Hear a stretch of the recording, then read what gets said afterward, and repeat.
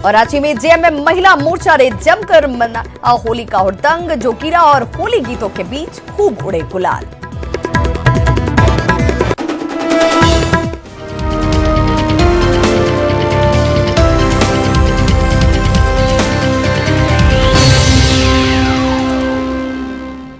नमस्कार, जोहार। झारखंड के इस बुलेटिन में आपका बहुत स्वागत है। मैं हूं आपके साथ विभा उपाध्याय। बुलेटिन की शुरुआत इस वक्त बड़ी खबर से।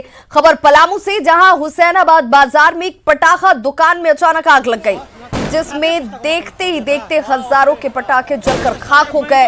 हुसैनाबाद एसबीआई की शाखा के पास लगी इस आग से बाजार में अफरा तफरी मच गई। तस्वीरें आपके टीवी स्क्रीन पर। इस वक्त पटाखा दुकान में अचानक से आग लगी और उसके बाद लाखों के पटाखे जलकर इसमें खाक हो चुके। अफरा तफरी का माहौल इस दौरान आसपास हो गया। वहीं आग की लपटें काफी ऊपर तक उठती हुई साफ नजर आ रही थी। हालांकि राहत की बात यह रही कि इस घटना में कोई हताहत नहीं हुआ है।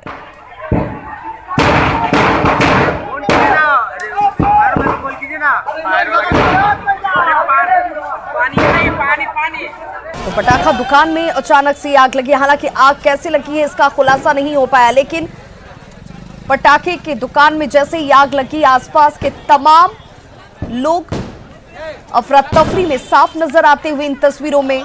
हजारों रुपए का पटाखा हालांकि जलकर खाक हो गया है। हुसैनाबाद एसबीआई के पास अचानक से पटाखे की दुकान में आग लगी।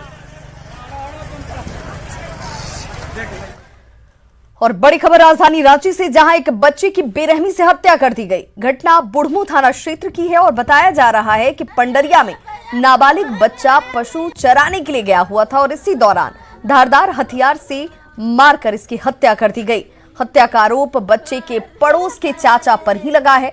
वहीं हत्या के बाद आरोपी फरार है और पुलिस फिलहाल उसकी तलाश में जुटी है।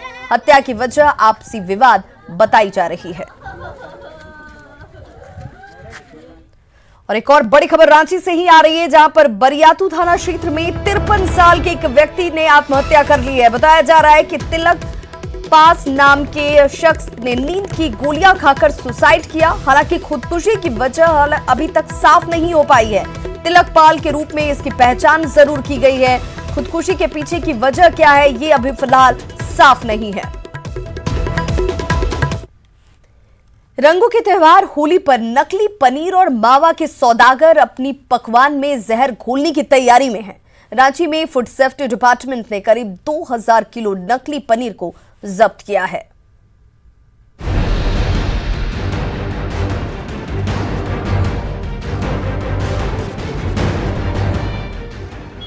त्योहारों में सेहत से खिलवाड़ करने में मिलावटखोर कभी पीछे नहीं रहते। होली के मौके पर भी मिलावटखोरों ने रांची में पनीर के नाम पर जहर बेचने की पूरी तैयारी कर रखी थी, लेकिन समय रहते जिला प्रशासन को इसकी भनक लग गई, जिसके बाद सुबह 5 बजे बूटी मोड़ के पास बिहार के बख्तियारपुर से आने वाली बसों की तलाशी ली गई तो खाद्य सुरक्षा विभाग की टीम के होश उड़ गए। 6 बसों में करीब 20 क्विंटल मिलावटी पनीर भरे थे, जो सेहत के लिए जहर से कम नहीं। इसमें पाया गया कि इसमें पूरी तरह से स्टार्च मिला हुआ है। इसमें अरारोट, मैदा, स्टार्च में कुछ भी हो सकता है, जो कि ये शरीर के लिए बहुत ही हानिकारक है खाने से। जो रंग मिलाया गया है इसमें, जो कलर आ गया, इससे शरीर को बहुत ही नुकसान हो सकता है।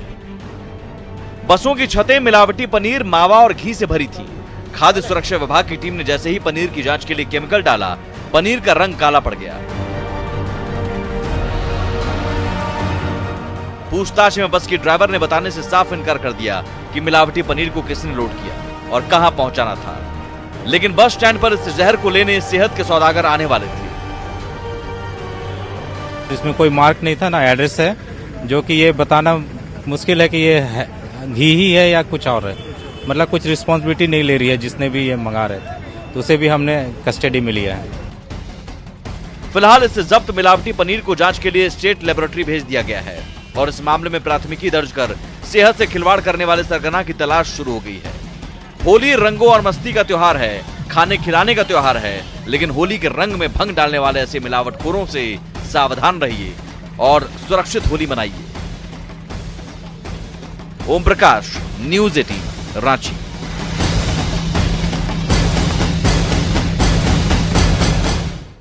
तो त्योहारी मौसम में इस तरह के मिलावट से आपको बचने की जरूरत है, सजग होने की जरूरत है। और आपको हम बताते हैं कि नकली पनीर की पहचान कैसे करें। पनीर के टुकड़े पर कुछ बूंदे आयोडीन टिंचर की डालकर आप असली और नकली की पहचान कर सकते हैं। पनीर का रंग अगर नीला पड़ जाए तो फिर वो पनीर मिलावटी है। पनीर का छोटा टुकड़ा हाथ में लें और उससे फिर मस लें। अगर पनीर का टुकड़ा टूटकर बिखरने लगे तो भी आप पनीर के नकली होने की पहचान कर सकते हैं। नकली पनीर अधिक कड़ा होता है, रबर की तरह इसे खींचकर आप महसूस कर सकते हैं और ऐसे में ये आपकी सेहत के लिए कितना नुकसानदायक है इसका अंदाजा आप लगा सकते हैं। अब बात होली की, जो कि भाईचारे का त्योहार है। होली मिलने और जुलने का त्योहार है और ऐसे में कोई अपनों से दूर भला कैसे रह सकता है। लिहाजा हर किसी को होली से पहले घर पहुंचने की जल्दी है। जमशेदपुर के भी मानगो बस स्टैंड में यात्रियों की भारी भीड़ देखी जा रही है। बस में टिकट के लिए मारामारी की हालत है। खासकर बिहार यूपी जाने वाले बसों में काफी ज्यादा तादाद में सफर करते हैं। बस कंपनियों ने 5-6 बस अतिरिक्त यहां पर त्योहार के इस मौसम में चलाए हुए हैं। फिर भी भीड़ के सामने बसों की यह संख्या कम नजर आती है। मानगो बस स्टैंड का जायजा लिया हमारे सहयोगी आशीष तिवारी ने। लाहौर नगरी जमशेदपुर शहर में यूं तो होली धूमधाम से मनाई जाती है, मगर होली का जब नाम हो तो बिहार और यूपी का जरूर याद आता है। और मैं आपको नज़ारा दिखाना चाहूँगा। मैं अभी मानगो बस स्टैंड में हूँ और आप देख सकते हैं किस तरह जो लोगों का जन सैलाब उमड़ा हुआ है और अपने अपने घर पहुंचना चाहते हैं। देख सकते हैं किस तरह ये मानगो बस स्टैंड है। लोगों की काफ़ी भीड़ उमड़ी हुई है। यात्री कैसे भी हो अपने गांव बिहार हो या यूपी हो वहां पहुंचना चाहते हैं। और मानगो बस स्टैंड हो या टाटा नगर रेलवे स्टेशन रेलवे में भी इसी तरह की काफ़ी यात्रियों की भीड़ उमड़ी पड़ी है, क्योंकि कल होलिका जलने वाला है। होलिका के बाद 10 तारीख को होली मनाया जाएगा और लोग जो है कैसे भी हो करके पहुंचना चाहते हैं होली मनाने। हम पहले बस स्टैंड के कुछ लोगों से बात करेंगे। भैया बुकिंग तो अभी है, अच्छा है। अभी भीड़ भाड़ जिस समय पहले जैसे जाता था सवारी, उस समय टेबल बेंच पर कोई जा नहीं रहा है। गाड़ी एक्स्ट्रा खुल रही है यहाँ से, इसके वजह से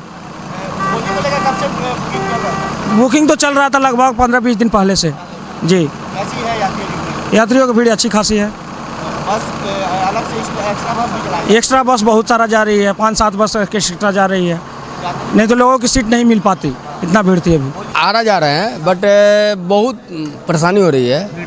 भीड़ बहुत काफ़ी है, बहुत। प्लस झारखंड सरकार को ये देखना होगा कि यहाँ स्पेशल ट्रेन चला है, बहुत सारे प्रॉब्लम है। ये सब देखते हुए झारखंड सरकार को मनाना है। अरे भैया हम बोले हुए तो हम ऊपर में बैठ के जाएंगे होली मनाने के लिए। बिहारी हूँ। आप देख सकते हैं कि भारी संख्या में जो जमशेदपुर शहर से अपने बिहार अपने आवास पर पहुंचना चाहते हैं और कल होलिका मनाएंगे और उसके बाद 10 तारीख को अपने पूरे परिवार के साथ गांव में मिलकर होली धूमधाम से मनाएंगे। न्यूज़ 18 के लिए जमशेदपुर से आशीष कुमार तिवारी। तो लाहौर नगरी में होली को लेकर के कपड़ों का बाजार भी सज चुका है। लोग होली की खरीदारी में जुटे हैं। ग्राहकों को लुभाने के लिए बाजार में भी एक से बढ़कर एक ऑफर दिए जा रहे हैं। साक्षी के एक मॉल का जायजा लिया हमारे सहयोगी रंजीत कुमार ओझा ने। होली को लेकर के लाहौर नगरी का बाजार दिखाएंगे। बाजार को देख सकते हैं आप किस तरह से सज धज के तैयार है और लोग जो हैं होली की खरीदारी में लगे हुए हैं। बच्चे से लेकर बड़े सभी होली की खरीदारी कर रहे हैं और आप देख सकते हैं कि किस तरह से बच्चे हो या बड़े हो सभी होली की खरीदारी में जुटे हुए हैं। आप बताओ कि क्या खरीदारी में कर रहे हो और क्या क्या लोगे? फिलहाल तो टी शर्ट लेंगे होली के लिए और कुर्ती वुर्ती देखने आए हैं और ख़रीदारी करने आए हैं होली के लिए। और क्या क्या करते हैं होली के लिए? तैयारी कैसी है? तैयारी अच्छी चल रही है, देखते हैं क्या क्या लेना है। और खरीदारी को लेकर के सभी लोग जो देख रहे हैं कि खरीदारी कर रहे हैं, तरह तरह के कपड़ों की खरीदारी कर रहे हैं। और साथ ही एक चीज़ और दिखाना चाहेंगे कि कुर्ता जो होता है वो होली में महत्व होता है, जिसको लेकर के लोग कुर्ता भी यहाँ मॉल जो है मॉल में कुर्ता ले रहे हैं। और हमारे साथ यहाँ के ये है, उनसे बात करेंगे किस तरह की बिक्री है कुर्ता वगैरह की होली है। होली के वक्त में तो सब खास तौर से लोग कुर्ता और पजामा पर कुछ ज़्यादा ही ध्यान देते हैं, तो हम लोगों ने खास तौर का कलेक्शन आप मेरे पीछे देख सकते हैं कि खास तौर का कलेक्शन हम लोग लाए हुए हैं, जिसका मिनिमम रेंज आपको 400 रुपये से स्टार्ट होता है। 400 रुपये से भी आप अधिक खरीदारी कर सकते हैं। उसके बाद अगर आप खरीदारी करते हैं 7,500 रुपये की, तो आपको 3,500 रुपये का डफल बैग बिल्कुल मुफ्त मिलता है। और जो हमारे लिए हैवी कस्टमर्स होते हैं जो 10,000 तक का परचेजिंग करते हैं, उनके लिए भी हम लोग 5,000 तक का एक डफल ट्रॉली बैग हम लोग फ्री देते हैं। अच्छा रहे वाजिब रेंज में सारा उनको कुछ उपलब्ध हो सके। बिल्कुल सही कहा आपने कि वाजिब रेंज और तरह तरह के लुभावन दिए जा रहे हैं ग्राहकों की, कि भारी से भारी मात्रा में ग्राहक आए और अपनी होली की खरीदारी करें। न्यूज़ 18 के लिए जमशेदपुर से रंजीत कुमार ओझा। अंतर्राष्ट्रीय महिला दिवस पर राष्ट्रपति रामनाथ कोविंद के हाथों नारी शक्ति सम्मान से पुरस्कृत महिलाओं से प्रधानमंत्री नरेंद्र मोदी ने संवाद किया। इसमें झारखंड के सरायकेला की चामी मुर्मू भी शामिल रहीं। चामी मुर्मू ने प्रधानमंत्री से संवाद के दौरान अपने अनुभव साझा किए और लेडी टार्जन बनने के सफर को विस्तार से बताया, जिस पर प्रधानमंत्री नरेंद्र मोदी ने भी इन महिलाओं की हौसला अफजाई की और दूसरे लोगों से देश को आगे बढ़ाने में सहयोग की अपील की। हम लोग कुछ काम करके दिखाना चाह रहे थे, क्या बैठा करते रहने से तो हम लोग का ये नहीं होगा, तो 1 लाख नर्सरी करने के लिए दिए हम लोग को। तो खुद हम लोग मिट्टी ये किए, पॉलिथीन भरे, बीजा डाले, पानी डाल के बड़ा किए। तो फिर वही सीधा ये बोल रहे थे कि आप लोग अपने ये में क्षेत्र में पौधा लगवाइए।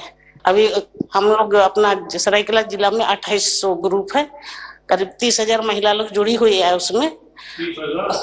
हाँ 2800 है, मतलब उसमें करीब आपको 10 से 15 के बीच में महिला लोग हैं उस ग्रुप में, एक ग्रुप में, तो पूरा 30,000 हो जाएगा। हमारा क्षेत्र में जितना बन पा रहा है महिलाओं के साथ हैं और काम कर रहे हैं। और आज बाल विकास मंत्रालय आज हमको यहाँ आने का मौका दिया और इस ये में चुना, उसके लिए धन्यवाद। आपको बहुत बधाई हो। इससे पहले समाज के हर क्षेत्र में उल्लेखनीय योगदान के लिए खास महिलाओं को विशेष सम्मान दिया गया, जिसमें सरायकेला के राजनगर प्रखंड की रहने वाली चामी मुर्मू को अंतर्राष्ट्रीय महिला दिवस के मौके पर राष्ट्रपति रामनाथ कोविंद ने दिल्ली में नारी शक्ति सम्मान से सम्मानित किया। चामी मुर्मू सहयोगी महिला समिति संस्था की संस्थापक है और पिछले 30 सालों से महिला सशक्तिकरण के साथ पर्यावरण संरक्षण को लेकर काम कर रही हैं। चामी मुर्मू ने पर्यावरण संरक्षण के क्षेत्र में अब तक 25 लाख पौधे लगाए हैं। कला प्रिय लोगों के जीवन यापन में आप मदद भी कर रही हैं। तो अंतर्राष्ट्रीय महिला दिवस पर राष्ट्रपति रामनाथ कोविंद ने आज देश भर की जिन 16 महिलाओं को नारी शक्ति सम्मान से सम्मानित किया, उनमें सरायकेला की चामी मुर्मू भी शामिल हैं। चामी ने अपने इलाके में 25 लाख से ज्यादा पेड़ लगाकर पर्यावरण संरक्षण का संदेश दिया है। न्यूज़ 18 से बातचीत में उन्होंने खुद को सम्मान मिलने को बड़ी उपलब्धि बताया। हमारे साथ बातचीत करने के लिए हैं झारखंड से चामी मुर्मू जी। चामी जी, आपने 25 लाख से ज्यादा पेड़ लगाए, किस तरह किया इस पूरे काम को? बहुत ही मुश्किल काम है और बहुत संघर्ष करके ही पूरा किए हैं। क्षेत्र में इधर किसान लोग जमीन देने नहीं चाहते हैं कि सरकार ले लेगी, इधर सरकारी जमीन में करना चाहते हैं तो फिर सरकारी ऑफिस चक्कर लगाओ, उस तरह से बहुत संघर्ष करके ही आज हम 27 लाख पौधा लगाए हैं। जब आपने काम शुरू किया होगा पेड़ लगाने का, तो कभी सोचा नहीं होगा कि आपको इस काम के लिए भी पुरस्कार मिलेगा? आज राष्ट्रपति जी ने पुरस्कार दिया, प्रधानमंत्री जी से मुलाकात हुई, कैसा लग रहा है? बहुत अच्छा ही लग रहा है। और ये काम ये सोच के हम कभी नहीं काम किए थे कि अपना क्षेत्र में बहुत ही ये था, बंजर भूमि था, खाली पथरीला था, जलावन का लकड़ी भी बहुत महंगा था। उस समय कोयला जलाने का ये था, कुछ कोयला भी खरीदने का पैसा भी नहीं जुटता था, रोजगार भी नहीं मिलता था। तो उस वही ये करके सोचे कि पहले हमारा ये कि हम लोग बात किए, गांव में बैठा किए कि पहले हमारा ये में हम लोग पौधा लगाएंगे तो हमारा पर्यावरण भी सुधार होगा और अपना घर में जो भी जरूरत होगा, जलावन का लकड़ी, खटिया बनाना, कुदल, ये हाल, ये में बहुत चीज लकड़ी का ही काम होता है। अपना अपना जो संघर्ष किया है, जो भी ये है, सबको को मौका दिया और उसके लिए मैं प्रधानमंत्री को भी धन्यवाद दूंगी। धन्यवाद हमसे बात करने के लिए। कैमरा पर्सन दीपक बिष्ट के साथ पवन गौड़, ब्रिगेड 3, दिल्ली। तो अंतर्राष्ट्रीय महिला दिवस के मौके पर बोकारो में जिला प्रशासन की ओर से आयोजित कार्यक्रम में मंत्री रामेश्वर उरांव और बादल पत्रलेख भी शामिल हुए। समारोह में जिले की विभिन्न संस्थाओं से जुड़ी महिलाओं के साथ साथ सहिया और सहायिका भी शामिल हुई। अपने अपने क्षेत्र में बेहतर काम करने वाले कई महिलाओं को सम्मानित किया गया। वहीं बादल पत्रलेख और रामेश्वर उरांव ने महिलाओं के सम्मान और हक की वकालत की। जी ने बताया था कि बेटा आगे चलकर बाप की संपत्ति को बांटता है और बेटी अपने माँ बाप के सुख दुख को बांटती है। आपकी सूरत से भगवान की सूरत अलग कैसे हो सकती है? जिसको हम नहीं देखे हैं उसकी पूजा करते हैं, जिसके कोख से बाहर आए हैं, दुनिया में आए हैं, उसकी हम पूजा नहीं कर पाते हैं। ये अफसोस की बात है। तो एक तरफ अंतर्राष्ट्रीय महिला दिवस महिलाओं का सम्मान किया जा रहा है। आज के दिन समाज में उनके योगदान की गाथा गाई जा रही है।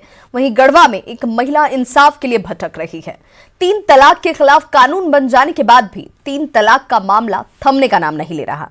हर रोज कोई न कोई इसके शिकार हो रही है। इस बार नजरीना इफ्तिखार इसकी शिकार हुई है। पुलिस थाने में बैठी ये महिला न्याय के लिए गुजरात से चलकर गढ़वा आई है। नाम नजरीना इफ्तिखार है। आरोप है कि इनके शौहर अहमद शेख इफ्तिखार ने इन्हें फोन पर 3 तलाक दे दिया। नजरीना और अहमद शेख इफ्तिखार का निकाह मई 2008 में हुआ था। 12 साल बाद अहमद शेख इफ्तिखार ने मचियाव थाना क्षेत्र के सरकोनी निवासी राहत परवीन से दूसरी शादी कर ली। नजरीना को जब पता चला, उसने फोन पर आपत्ति जताई तो पति ने 3 तलाक दे दिया। कई बार ये लोग ने मुझे मारा पीटा, बहुत फिजिकल टॉर्चर दिया, मेंटल टॉर्चर दिया। मेरी तीनों ननंद नगमा, फरजाना, फरहाना और मेरा देवर इस्फाक, सब ने मुझे बहुत सताया है। तरीके का जलील किया और मुझे बोला मुझे तुझसे कोई रिश्ता ही नहीं रखना है और मेरा तेरी लड़की और तू जाने, मैं तो तुझे को तलाक देता हूँ। अब मुझे तेरे से कोई लेना देना नहीं है। उसके बाद नजरीना इफ्तिखार ने गुजरात में अपने पति के खिलाफ मामला दर्ज कराया। अब गुजरात पुलिस मामले की छानबीन के लिए गढ़वा पहुंची हुई है। नजरीना की 8 साल की एक बेटी भी है और उसकी कंप्लेन करके हमारे वहाँ दर्ज हुई है FIR।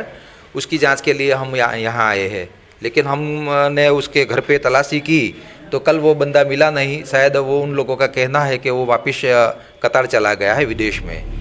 अहमद शेख इफ्तिखार के पिता का कहना है कि नजरीना झूठा आरोप लगा रही है। मेरा लड़का शादी कर लिया, बात नहीं माना कि अब कितना दिन आश्रय देखेंगे लोग, कोई बात नहीं कर रहा है। यही बात है। तलाक की बात? तलाक नहीं हुआ है, ये सब गलत अफवाह है। हाँ, अभी भी रखने के लिए तैयार, उसका घर है, आके रहे। कौन सच्चा है कौन झूठा है, इसकी जांच पुलिस कर रही है। फिलहाल नजरीना का शौहर अहमद शेख इफ्तिखार दूसरी शादी रचाकर कतर चला गया है। शैलेश, न्यूज़ 18 गढ़वा। गुमला जिला OTF घोषित हो चुका है, लेकिन गुमले के घोर नक्सल प्रभावित इलाके में बने सुरसांग थाना परिसर में शौचालय नहीं है। मजबूरन जवानों को शौच के लिए बाहर जाना होता है, जो हादसे को न्योता देने वाला है। सवाल है कि आखिर क्यों 2 साल में भी एक थाने में शौचालय नहीं बन पाया।